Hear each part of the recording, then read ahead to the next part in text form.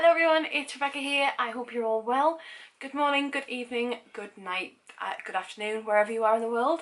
Whatever time you're watching this, I hope you're having a fantastic day. Today I'm bringing you my January wrap-up. Yep, that's right, I'm doing a wrap-up. So I've decided I'm going to try something new, hopefully. Let's see how long this lasts, because I'm going to try something new. Hopefully if I keep up my reading the way it is at the minute, I'll be able to actually do these more frequently than once in a blue moon, which is what I have previously done.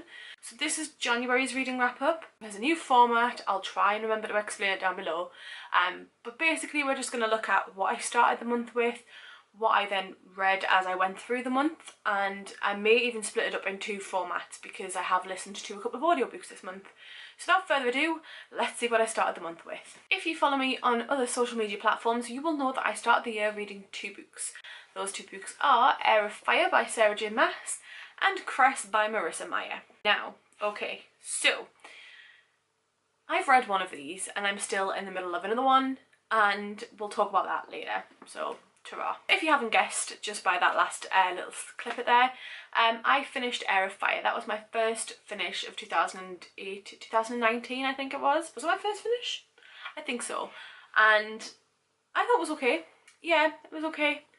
I feel like we didn't need Manon's character. FYI, spoiler alerts all over the place in this video, maybe. I will try and keep this video as spoiler free as possible. That may not be possible. But yes, I will try and keep this video as spoiler free as possible, but this is the third book in the Throne of Glass series. At this point, Selena is starting to develop into a mature young woman. She is, I think she's like 18 now at this point. So you kind of forget how young the characters actually are. And we see her relationship and progression with Rowan. We see the introduction of new characters such as Manon and the Blackbeaks and the 13. And I don't feel like they were necessary in this book. Like, I kind of get why they were there, because it's obviously them being introduced for the forthcoming books and things. And I know that Manon is a massive character in the following books, in that a lot of people actually really like her character. And don't get me wrong, I thought she was a half decent character. I just did not see the point in her being in this book. There was so much of this book where her chapters weren't needed. Her chapters were just there as a filler chapter, which meant that this took longer than it should have done. It's like 500 and something pages, and I just felt like I wasted a lot of time reading this in some parts. I was okay with the Dorian and Kale situation. I just felt that at times it just felt like it dragged on, and it was a solid 3-star read for me.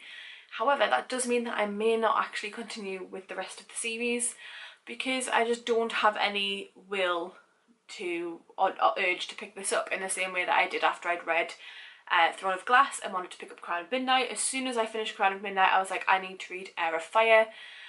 So once I'd done that, I don't have the same feelings and the same urges as I did with reading Crown of Midnight and Throne of Glass. So I don't know if I'm going to continue with this one. I feel like if I do, it will be at some point in the future. It will not be a, oh my god, I need that in my life right now, because I just don't, I don't know. I'm just not, nah. Felt very meh. That's the best way to sum it up, really. Felt very meh. The next physical book I read was Fire and Heist, I forgot its name there, by Sarah Beth Durst. It was December's Fairy Loot box, and I thought it was okay. It didn't really blow me away. I read this within 24 hours, and it follows the premise that there are wyverns, or is it wyverns? Basically were-dragons. Don't ask me. Yeah, were-dragons, wyverns. And we follow Skye, whose family are a family of wyverns. And they live in a society where the wyverns are integrated into modern society, but the wyverns still enjoy heists and thieving gold, mainly. And as we start this book, we see Skye's family kind of falling apart because her mother's gone. Her mother was on a heist and it went wrong. So because this heist went wrong and she supposedly got caught and is now missing, the whole of the wyvern community just sort of shun Skye's family, including her boyfriend. Boyfriend publicly dumps, humiliates and shuns her, and kind of like starts that sort of train and that trend at the school, so now pretty much nobody will speak to her, and you sort of see Skye trying to cope with that, as well as the fact that actually her mother's missing and her father kind of wants to just get on with life and just be like, yep, she's gone, big deal, big whoop, gone, bye, ta-ra. Which, it's only been like a month, I think, at this time, so she's missing presumed dead, but it's only been a month, and you're just like, really, you're a husband, you should have kind of been mourning a little bit longer than that. But anyway, bye. So we follow Skye as she's coming to terms with that, and she's determined that her mother is still alive. She's adamant that her mother's still alive, so she decides to try and figure out where her mother's gone. And naturally, things start to untangle, and people may not be as they seem. But I did feel that this was an okay-ish book. It was another 3 stars. I basically felt like if I hadn't have read this book, I wouldn't have missed much, kind of. So I felt that Skye was a very whiny main character. You have to remember that she's a teenager, so of course she's going to be whiny, but she was unbelievably whiny and just would not drop anything at all. And it's just like, oh my god, my boyfriend, and oh my god, my mother, wait a minute, my brothers are doing this and my dad's doing that, and you're just like, oh my god, shut up. I felt like this was very whiny, teenagery. I do get that added to the story in terms of the fact that it made you remember that she is a teenager and teenagers aren't invincible no matter how much they want to be, but I just didn't really enjoy it. I mean, there was a twist, okay, chapter 16, there was a twist, there was a massive thing, and you don't see that coming, but then the rest of the book is so rushed. Like, I feel like there was loads and loads happened in the last sort of like quarter of the book, maybe. So much happened in that final quarter that could have been spread out a little bit more. So I feel like if other things in the front weren't as like drawn out and boring and whiny, we would have been able to enjoy what happened in the final 50 pages spread out a little bit further. But I feel a little bit let down, I'm not gonna lie, but what can you do? You're not gonna like every single book that you read ever. But this is a solid 3 star for me. And yeah, it was okay. Okay, now onto the audiobooks. This next one, I don't have the physical copy of the book because it's downstairs and I am upstairs. Not that you needed that and that, but anyway, the 3rd book that I completed in 2019 in the month of January was Harry Potter and the Goblet of Fire. Yes, I'm aware this is the cursed child. Let's just do that. I did a reread of Harry Potter and the Goblet of Fire through Audible, and that's the Stephen Fry narration, and I loved it. I was kind of annoyed because you don't really remember a lot about the books when you watch the films as much. So, yeah, I did feel a little bit gutted that there was quite a bit of it left out of the films, as with a lot of the books, but it was still a very pleasurable read, I'm not gonna lie.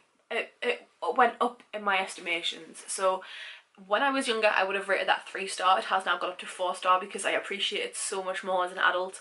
There's so much more happens in the book that you don't remember, because when you watch the film and you try and compare it to the book, you kind of forget everything that happens between the first chapter, which is Voldemort in the house, to the Triwizard Cup. Because in the film, you get this scene and you get the Triwizard, the World Cup, sorry, not the Triwizard Cup. So you get the start scene and then the cup, but there's all this that happens in the middle, and yeah, it's just magical and you just forget so much. So much is missed out of the film, and I am so gutted, and it brought back loads of very strong feelings that I have about the fact that the films miss out so much. Like, we could totally have done with the scene with Winky and Barty Crouch and the house elves and going to the kitchens and just all of that kind of stuff, and I feel like we should have split the 4th film into two because of that, because you miss out so much. But I appreciate that not everything's going to get included and not everything is included, but I wanted it to be. But anyway, that's by the by, that's a completely different topic, off topic.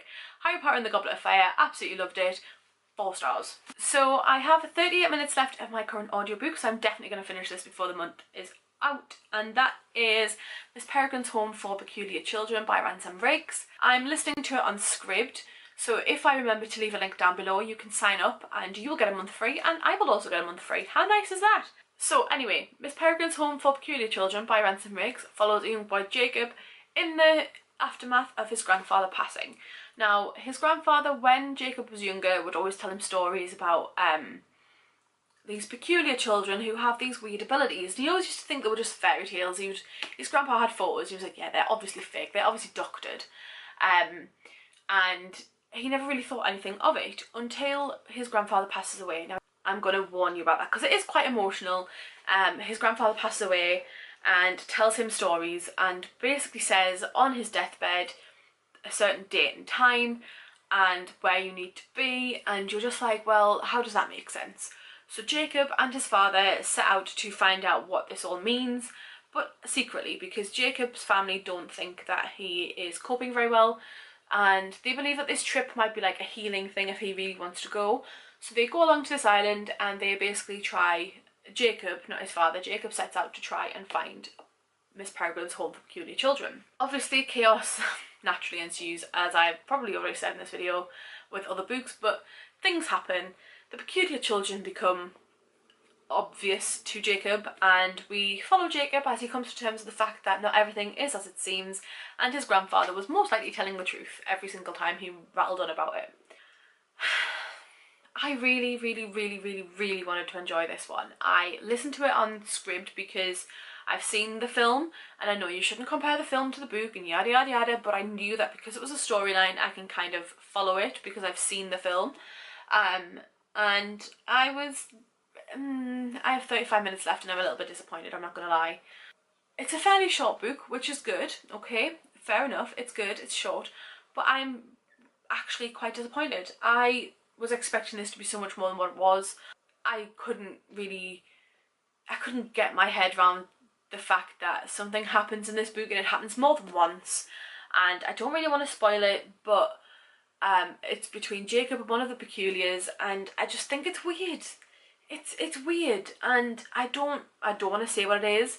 It's such a well-loved series, but I think if you know this book and you know the series, you know the scenes that I'm mentioning because it almost happens once, then actually happens, and you're just like,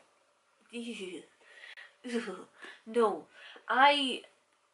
It's okay. It's like a 3.5 read for me. I felt like that was the turning point for me. It felt like it was going on a bit. It was that was the clincher. No deal. No, not good. No. That's like, no, they even mention it in the book.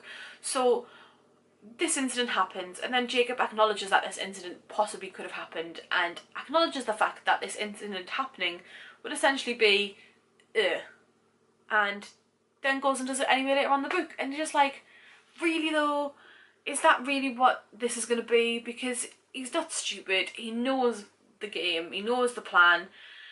No, 3.5 stars for me. I know that a lot of people really love it, and I can totally see why. And finally, we come to the book that I'm in the middle of and I will be ending my month with, and that is Cress by Marissa Meyer. Yes, it's taken me longer than a month to read this, but that's because these happened, okay?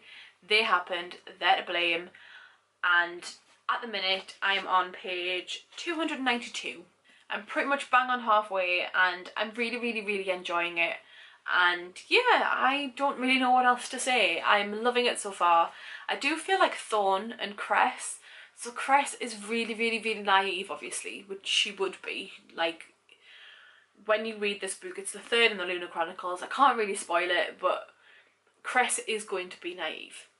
And naturally, Thorn kind of abuses that, really. Not in a really bad way, as in like anything sexual or anything like that. But just like, takes it for granted, basically. Takes the liberty. And I'm at the point where stuff has happened. Stuff has really happened, and I really want to get this done because I want to start February with a clean slate. It's currently the 28th of January when I'm filming this, and I want to start February with a clean slate. So I'm going to try and finish this before the end of the month, because I will also be posting a want to read video. Exciting times. But anyway, really enjoying this so far. Loving the characters. I'm a little bit gutted that we aren't really seeing as much of Scarlet and things like that as I was hoping, because I like Scarlet. but I am liking the character developments that I have seen so far. What else can I say? So there we have it. Those are the 5 books that I've been reading in January. What have you read in January? Let me know in the comments down below. Have you read any of these? Have I just trash talked your favourite book? Probably. Yes, I would love to chat with you all in the comments, and I shall see you all soon with another video. Bye!